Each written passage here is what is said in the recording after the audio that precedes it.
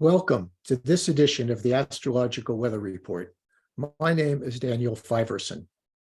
Today, I would like to talk about the upcoming full moon in Aries. Currently, we are passing through a liminal space. The ills of the past are flaring up to produce the energetic medicine needed for healing. Like heals like, I call this evolutionary homeopathy. I want to start with this quote.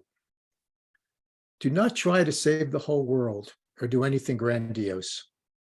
Instead, create a clearing in the dense forest of your life and wait there patiently until the song that is yours alone to sing falls into your open-cupped hands and you recognize and greet it. Only then will you know how to give yourself to this world so worthy of rescue.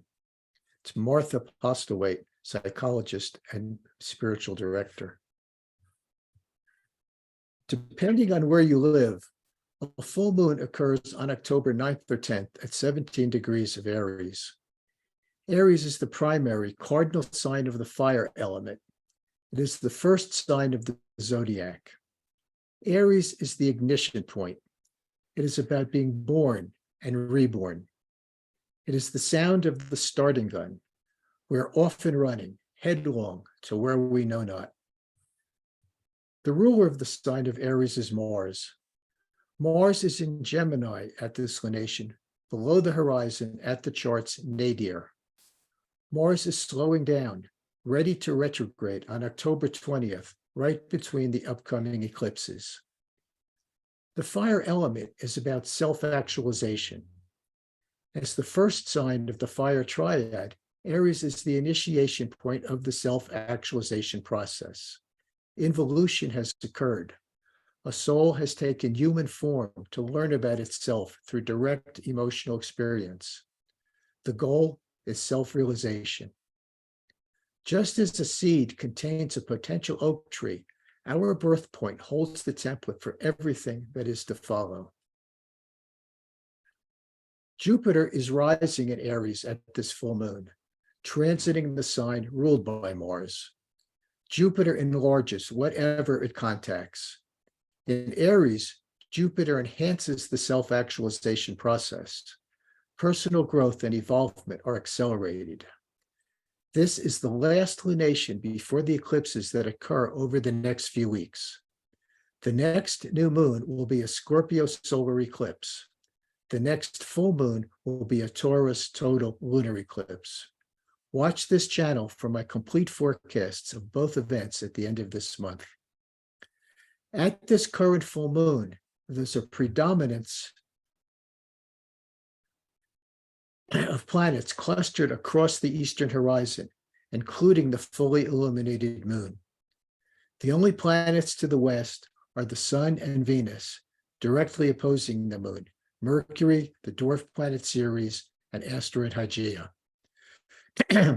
Astrologically, the eastern horizon correlates to our inner world. Suffice it to say that we have run out of words to describe the current nature of our outer world. Excuse me 1 second, let me take a drink. What is happening is that our inner world is becoming illuminated. Global crises are forcing us back upon our resources. Homeopath Chiron is in close company with the moon and provides support and healing. Homeopathy is based on the principle that like heals like. The wounds we receive are the homeopathic remedies we need for recovery. They are most challenging because they probe where it hurts the most. We're being awakened and homeopathically healed by the very ills that need healing. Eris is moving retrograde imperceptibly slow through Aries, adding an emotional, razor-like edge to person-to-person interactions. The sun is the source of life force. It channels the audible life stream, which is the bloodstream of the universe, or should I say the multiverse. The sun is the source of our vitality. The sun in Libra accentuates the fluctuating balance of light and darkness, the equality of men and women, the rainbow arc of ethnicity and race, and the presence of both good and evil. The sun in our charts correlates to how we self-actualize and how we create and recreate ourselves over a lifetime. And recreate is also recreate. Sometimes life changes come from within. Other times they're activated from without. In Libra, which is the sign of love and romance, the full moon has the capacity for exquisite earthly delights and pleasurable experiences. Renew your relationship with yourself and with the world around you. Spend time with your friends and partners whose company you enjoy. Don't waste time worrying about the state of the world. The world is very good at working things out by itself. Let go of what you can't control. Assist where you can.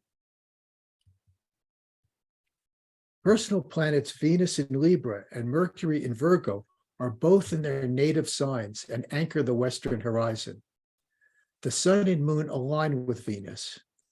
Venus Aphrodite is the goddess of relationships. At this full moon, our attention focuses on our relationship with our lovers and friends, our partners and allies, and our rivals and enemies. Most importantly, this full moon will focus our attention on our relationship with ourselves. The quotient of our self-love, formatted in the second house, correlates to the core principle we call the law of attraction. Our spectrum of how much we love ourselves determines the people and circumstances we attract in our lives through the seventh house. At this full moon, opportunities abound for building bridges and dealing with complex relationship issues. Allow your higher mind to help find the balance between self and others and the abandoned or fractured parts of yourself. Messenger god Mercury occupies his yin, inner-directed persona in Virgo.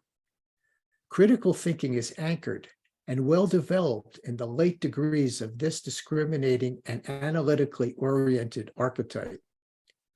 Mars is in fact-finding communicative Gemini, and it underscores Mercury's focus and provides challenges to keep thinking on track, practical and rational. Critical discussions can become edgy and challenging to reconcile opposing points of view. Collective beliefs saturate personal thinking and potentiate rash action that might is right.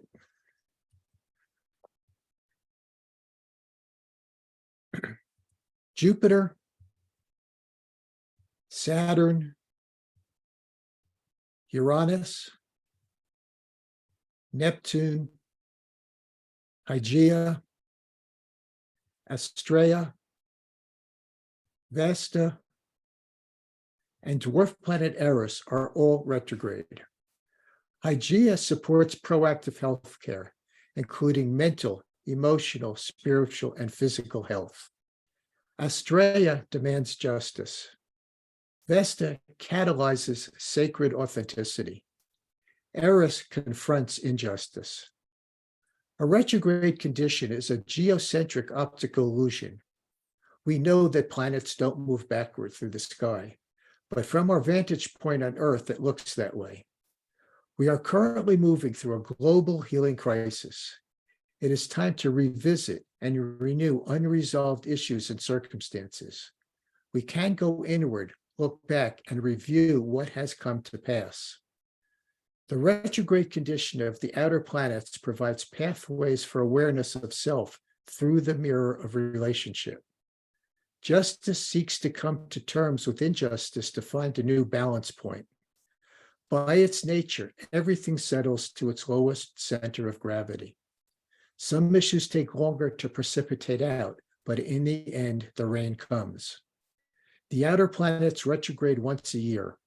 Jupiter for 3 months, Saturn for 4 months, Uranus, Neptune, Pluto, and Eris for 6 months. These outer planets format our most profound personal and collective processes. Over the next few months, starting at this full moon, Pluto, Saturn, Jupiter, Neptune, Eris, and Uranus will successively end their annual retrogrades and move forward again in the sky. By January, all of the planets and asteroids will be direct. Jupiter and Saturn share responsibility for expansion and contraction. Jupiter makes everything it touches bigger. Jupiter actualizes. Saturn creates form and structure. Saturn solidifies.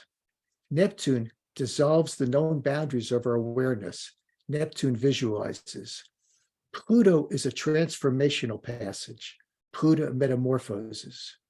At the full moon, the moon and Pluto spark like flint on steel. A new cycle of emotional intensity is unfolding.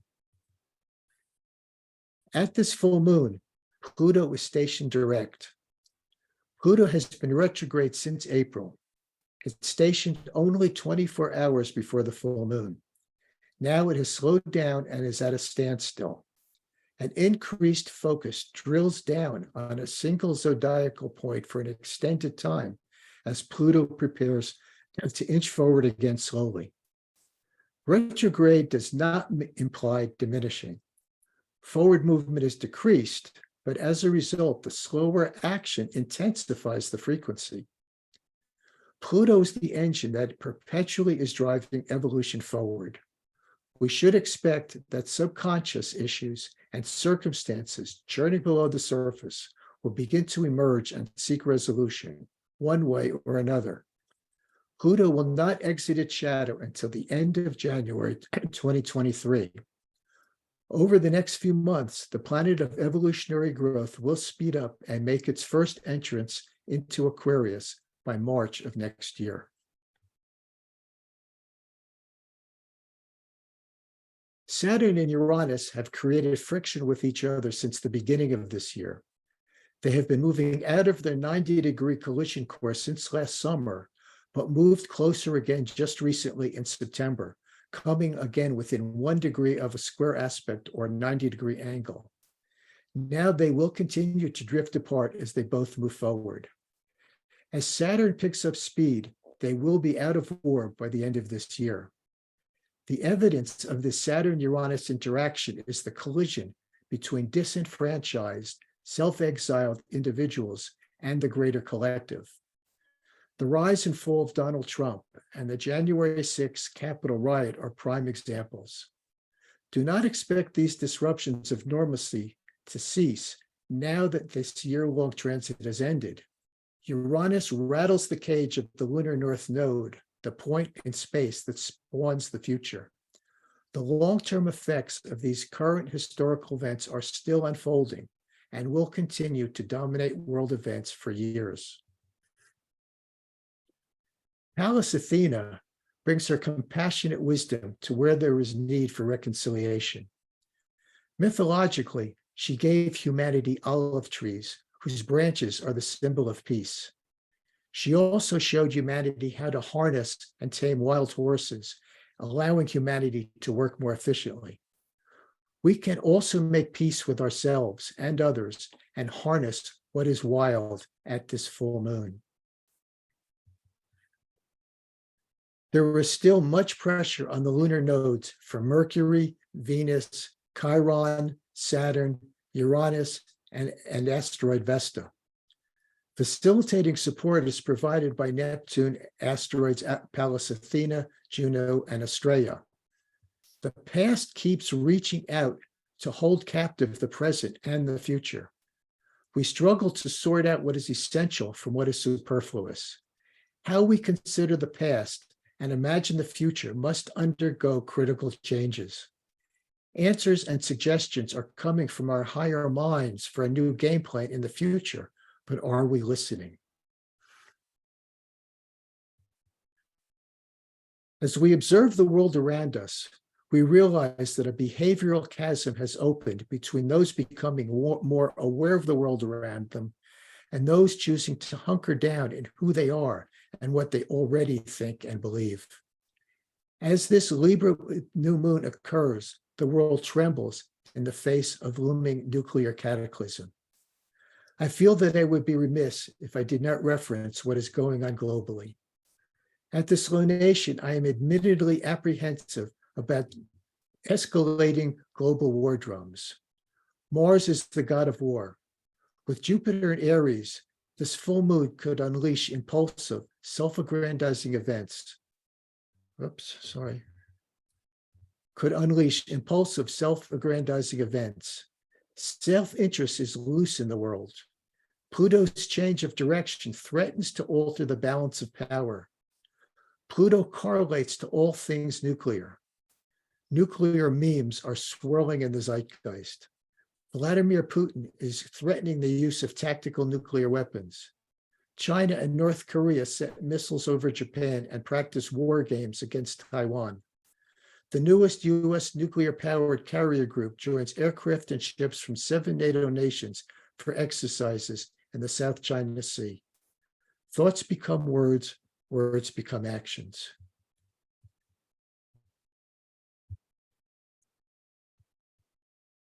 We have 2 intelligent organs in our bodies. All of the cells and organs in our body have intelligence, and we can communicate with all of them. But the ones who blip our radar the most are our brains and our hearts. Our brains will analyze and paralyze, concerned only with what it rationally considers to be essentials. Our hearts will reveal to us what we need to know. If we listen to our heart, it will never steer us wrong. Find your heart space and ask the angels for peace and reconciliation. The mystical poet Rumi said it much better than I. Your heart knows the way. Run in that direction. The transcript of this format is available on my website, 4evolutionaryastrology.com. That's the number 4, evolutionaryastrology.com. Thank you all so much for tuning in. See you at the next astrological weather phenomenon. Namaste.